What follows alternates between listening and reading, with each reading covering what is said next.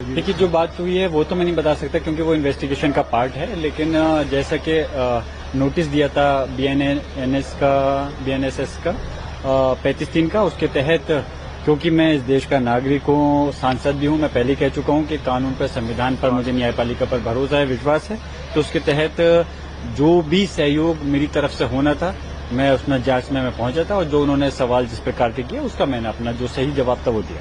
क्या फिर से आपको बुलाने की बात? अभी इस प्रकार की कोई बात नहीं है, लेकिन मैं समझता हूं कि जो उन्होंने सवाल किए थे, ऐसी मुझे उम्मीद है कि तमाम सवालों के जवाब मैं दे चुका हूं। शायद अब ऐसी उम्मीद करता हूं कि दोबारा नौबत नहीं आएगी। आपने बताया था कि आपका स्वास्थ्य भी कुछ खराब है। स्वास्थ्य खराब था, लेकिन उसके बावजूद भी मैं खुद इस वजह से गया क्योंकि कहीं पुलिस प्रशासनिक अधिकारी को ये नहीं लगे कि मैं जांच को टालना चाह रहा हूं, उसमें सहयोग नहीं करना चाह रहा। और दूसरा, खासतौर से हमारे जो मीडिया के भाई हैं, वो पहले मीडिया ट्रायल कर देते हैं कि जांच से भाग रहे हैं या वो हैं।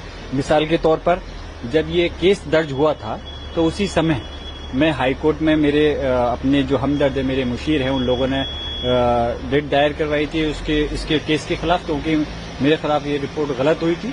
तो मीडिया वालों ने पहले ट्रायल कर दिया कि गिरफ्तारी के डर से भाग गए। अब ये बताओ, जहां हमारे ऊपर कोई गलत अगर वो लिखेगा तो हम किससे न्याय मांगे?